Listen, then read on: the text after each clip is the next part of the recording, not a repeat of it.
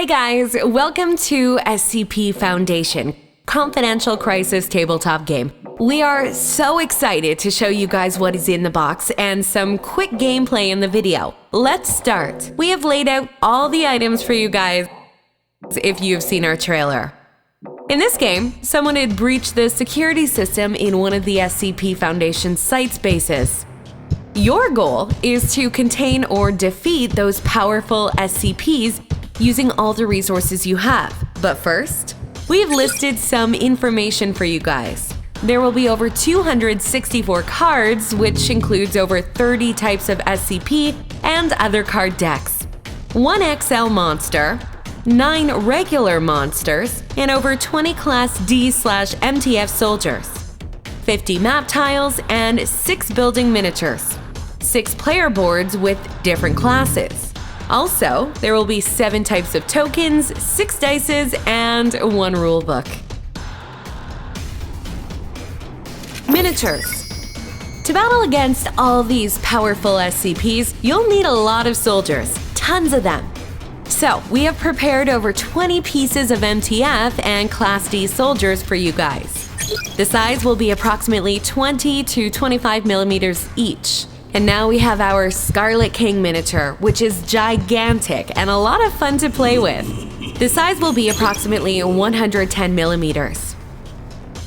There will be 9 regular SCP miniatures as well, such as the Tickle Monster, Abel, the Shy Guy, etc. As you can see, some of them will be a little smaller than the others, which will be around 30 to 35 millimeters. The bigger ones, like Abel, will be around 40 to 45 millimeters each.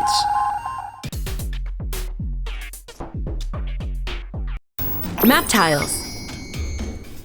There will be over 50 tiles for you to design your map. Of course, there will be some specific rules to follow. Let us show you how to do these maps. Voila! And it is done. Now we're introducing 8 different buildings and their functions. When you start the game, you can choose the base or one of the cities. If you choose the former one, you can recruit more soldiers, yet there are some disadvantages, such as it will cost you more action points to explore the map, or you can step behind other players grinding resources on the map. It's up to you to decide. City AD. If you start at the cities, it will cost you fewer action points, but you might run into some SCPs real quick. Government HQ. When you reach this tile, you will get an escort token, which will affect your final score to win the game. You can also assign soldiers on this tile. If you encounter any fight on this tile, you will lose an escort token. Hospital. If there is damage counters on your soldier, you can remove one of them on this specific tile. Weaponry. You can set any soldiers to intercept other players or SCPs, and roll a die to draw a weapon card if you're lucky enough. But be cautious, some of the weapon cards will summon SCP on the map. Armory. Just like the weaponry, but instead of a weapon card, you would draw an armor card to protect your soldiers. Also, you can get barrier tokens here, which can prevent incoming damages. Storage. Here is the place where you can get items like motorcycles and jeeps. They can grant you faster moving speeds across the map, and each will cost you a battery token, which you can get on the same tile. Path. These are links you can put between map tiles. The gate. The SCP reaches the target on the target card. The gate will appear on that tile, triggering a world disaster. If the 7th gate appears on the map, the game reaches the end.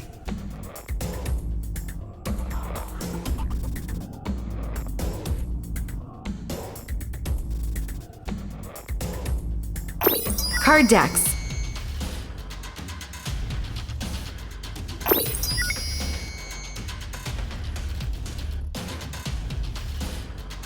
The event and target cards will decide which level, how, and where the SCPs move. If the SCP moves to the target successfully, The gate will show up and there will be a world disaster that affects every player in the game, so you better stop them before it's too late. Weapon plus item plus armor cards. These cards give you chances to enhance your soldiers before any intense engagements. Player boards. In this game, there will be 6 different classes you can choose from, such as Berserker, Sweeper, Windrunner, etc. Each class will give you various advantages in the game, and you can also decide your skill path while upgrading your security level.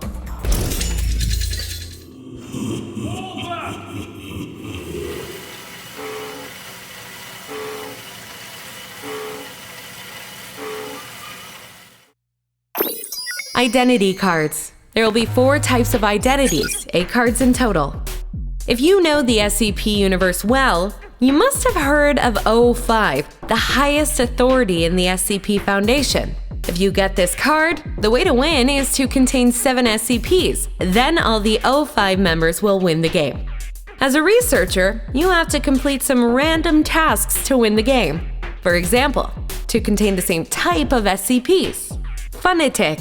They have some unspeakable enthusiasm and craziness about SCPs. They worship the SCPs as gods, making them very dangerous. If you get this card, you have to stop other players from containing SCPs and bring the world to an end.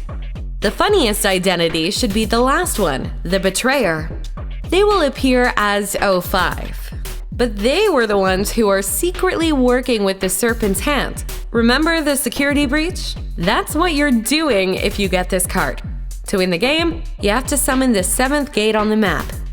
These identities will give you a bigger purpose to contain SCPs in conflicts with other players.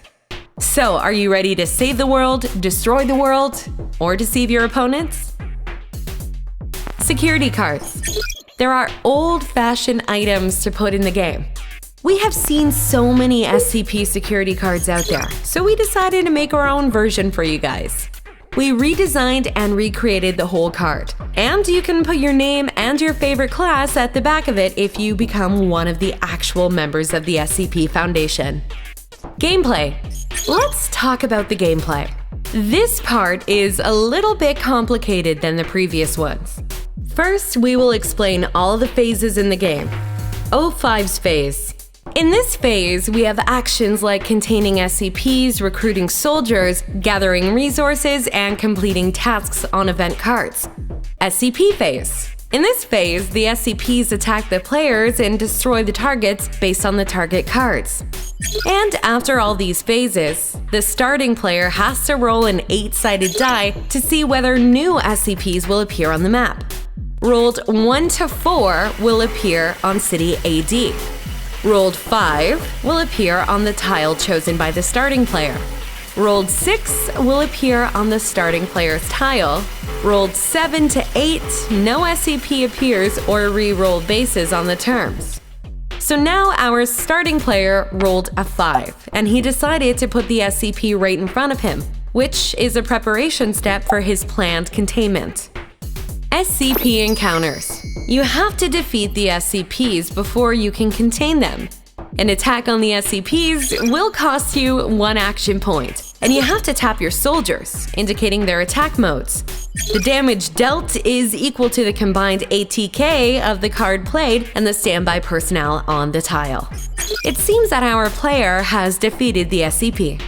And for now, this is the most significant element in our game: containment. After defeating the SCP, the player can choose to contain the SCP using 5 action points. That can take place in the base, City AD, or the mobile base. So you have to count your action points real carefully. If you don't have enough soldiers and action points to finish the containment, other players can take that SCP by force. Different threat levels require different amounts of soldiers to contain the SCPs. In this case, the Keter level requires 3 soldiers to do so.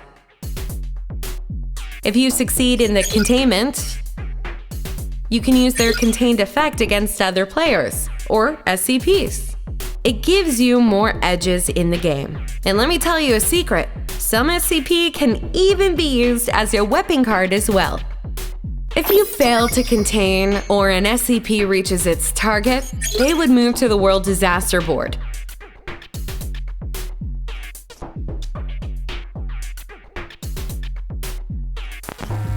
The World Disaster Effect will trigger by the SCP during the World Disaster phase.